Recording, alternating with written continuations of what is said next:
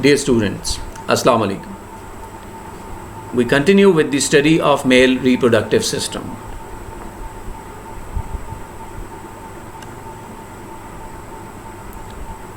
Today's lecture consists of following sections: puberty, physiological anatomy, spermatogenesis, hormonal factors in stimulating spermatogenesis, and maturation of sperm.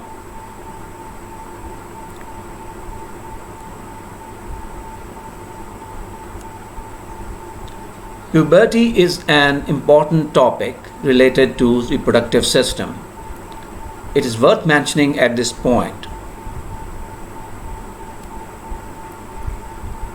After neonatal period, the gonads of both sexes remain quiescent until they are activated by gonadotropins from the pituitary gland to bring about the final maturation of the reproductive system.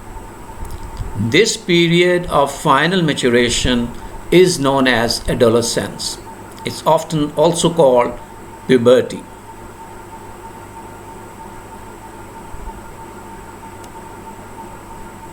Now, strictly speaking, by definition, puberty is the period when the endocrine and gametogenic functions of the gonads have first developed to the point where reproduction is possible.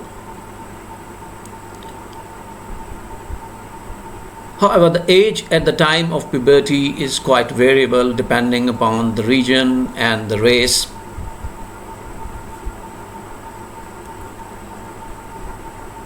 Precocious puberty. Precocious puberty is puberty occurring at an unusually early age.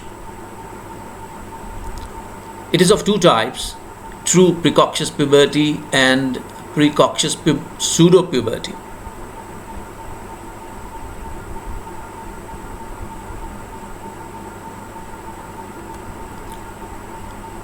True precocious puberty is due to an early but otherwise normal pubertal pattern of gonadotropin secretion from the pituitary.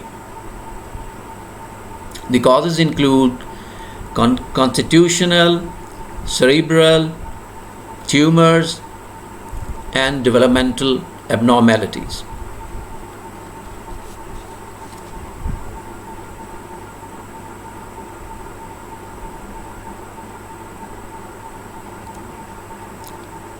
Precocious pseudopuberty is due to an early development of secondary sexual characteristics without gametogenesis. I repeat, without gametogenesis, and it is caused by abnormal exposure of immature males to androgens or females to estrogens. The causes include adrenal, like congenital virilizing adrenal hyperplasia or adrenal tumors, androgen secreting tumors in males, and lytic cell tumors of testes.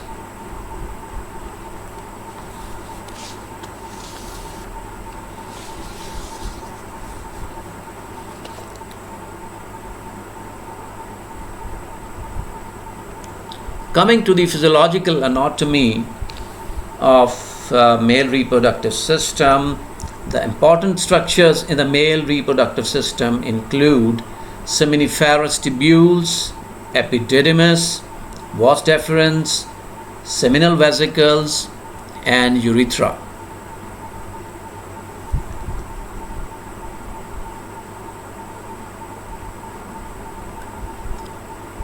The testis is composed of up to 900 coiled seminiferous tubules, each averaging more than 1/2 meter long, in which the sperm are formed. Now keep in mind that seminiferous tubule is the main functional unit of the testes.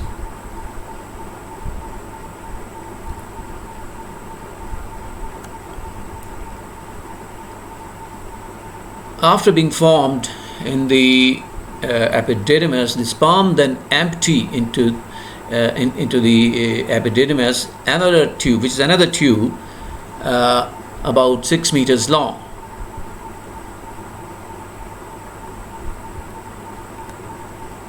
The epididymis leads into the Vas Deferens, which enlarges into the ampulla of the Vas Deferens just before the Vas Deferens enters the body of the prostate gland.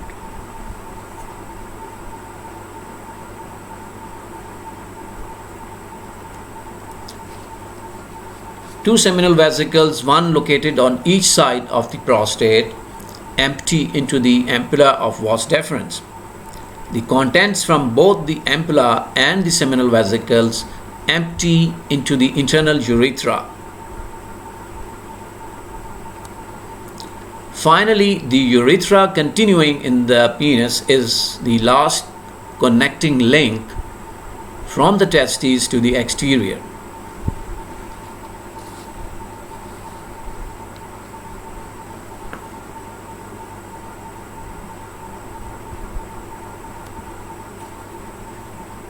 This figure shows important structures of the male reproductive system.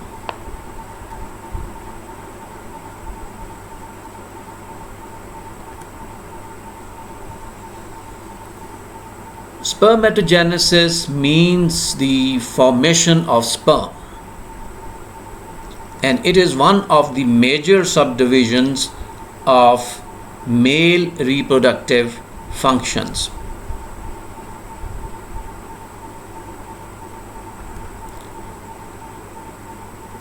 Now, during formation of the embryo, the primordial germ cells migrate into the testes and become immature germ cells called Spermatogonia.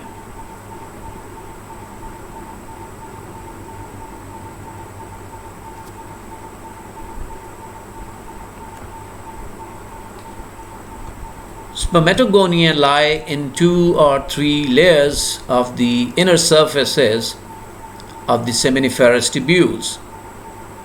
They begin to undergo mitotic division beginning at puberty, and they continually proliferate and differentiate through definite stages of development to form sperm.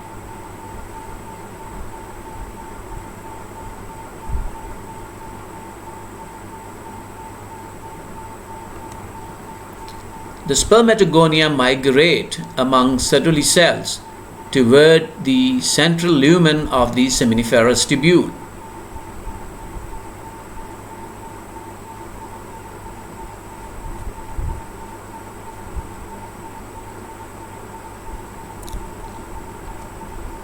Spermatogonia, after crossing the barrier into the Sertoli cell layer, become progressively modified and enlarged to form primary spermatocytes.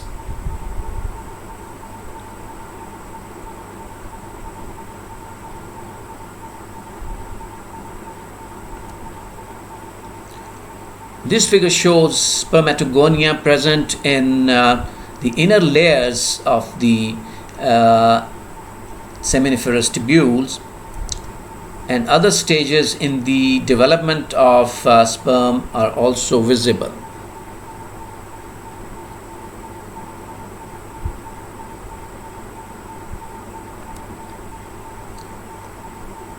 This figure shows the timeline of cell divisions during spermatogenesis.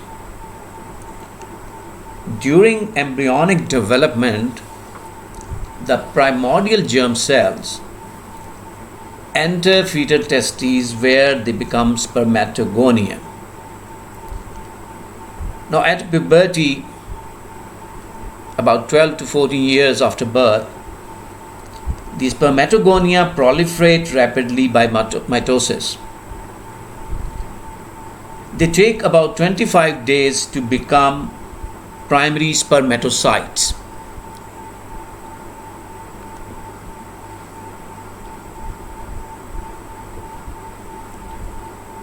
Primary spermatocytes in turn undergo first meiotic division to form 2 secondary spermatocytes. After another few days, secondary spermatocytes undergo a second meiotic division to form spermatids. Spermatids are eventually modified to become spermatozoa, which are the mature sperm.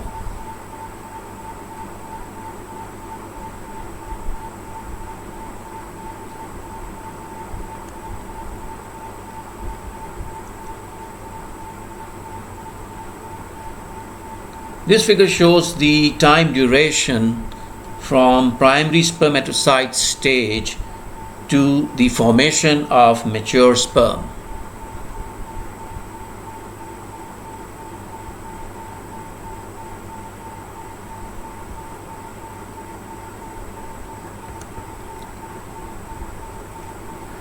This figure shows the seminiferous tubule epithelium, showing the various stages in the formation of the sperm. Note that maturing germ cells remain connected by cytoplasmic bridges till the early spermatid stage. Also, they are closely surrounded by Sertoli cells as they move from the basal lamina to the lumen of the seminiferous tubule.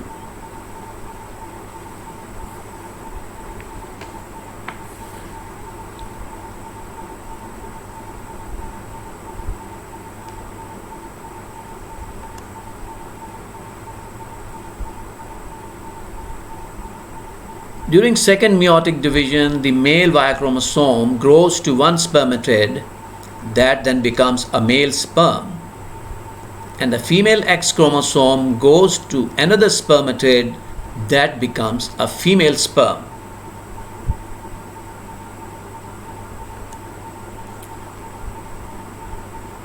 Formation of sperms. The spermatids initially have the characteristics of epithelioid cells. Then they begin to differentiate and elongate into spermatozoa, and each spermatozoon is composed of a head and a tail.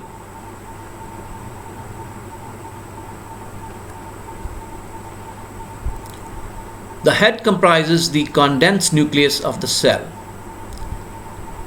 On the outside of the anterior two-thirds of the head is a thick cap called the acrosome that is formed mainly from the Golgi apparatus. The acrosome contains enzymes like hyaluronidase and proteolytic enzymes.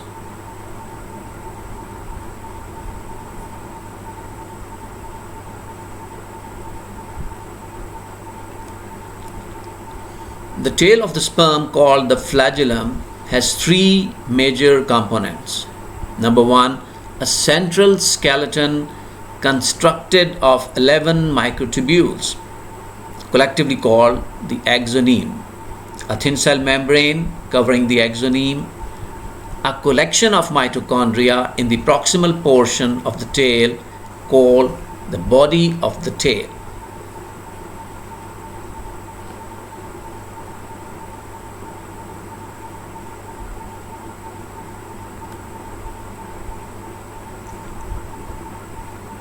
Many hormones play an essential role in spermatogenesis.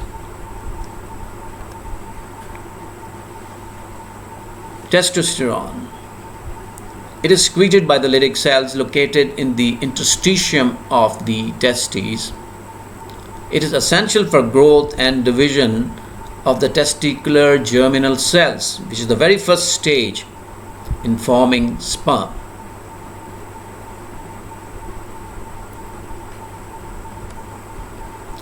Luteinizing hormone. It is secreted by the anterior pituitary gland, and it stimulates the Leydig cells to secrete testosterone.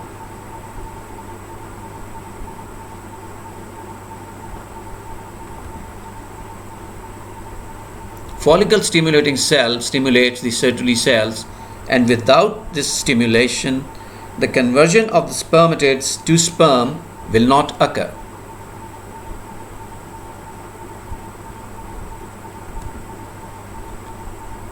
Estrogens are formed from testosterone by the Sertoli cells when they are stimulated by follicle stimulating hormone, and estrogens are essential for spermatogenesis. Growth hormone is necessary for controlling metabolic functions of the testes. It promotes early division of the spermatogonia themselves, and in its absence, spermatogenesis is deficient or absent, causing infertility.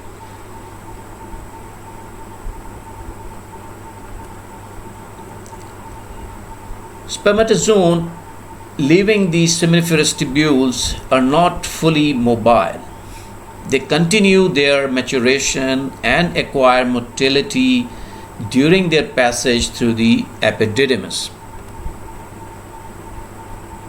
After formation in the seminiferous tubules, the sperm require several days to pass through the 6-meter long tubule of the epididymis. Initially, the sperm are non-motile and they cannot fertilize an ovum.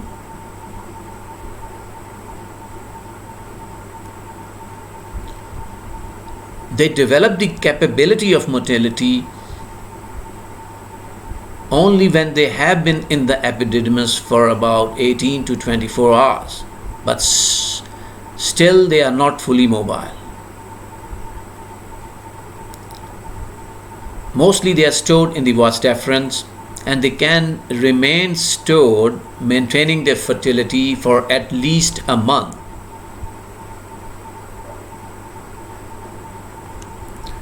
During this time, they are kept in a deeply suppressed, inactive state by multiple inhibitory substances in the secretions of the ducts. After ejaculation, the sperm become motile and they also become capable of fertilizing the ovum, and this process is called maturation.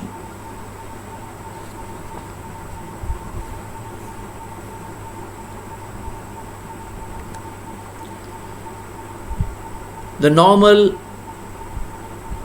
mature, motile, and fertile sperm move in a fluid medium at velocities of 1 to 4 millimeters per minute. The activity of sperm is greatly enhanced in a neutral and slightly alkaline medium, as exists in the ejaculated semen.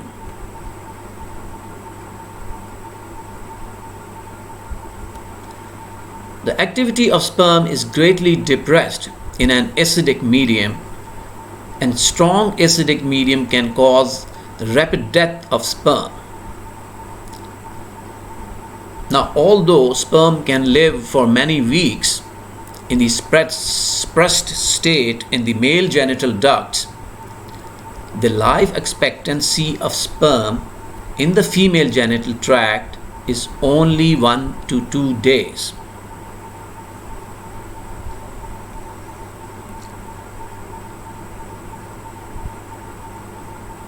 This concludes today's lecture.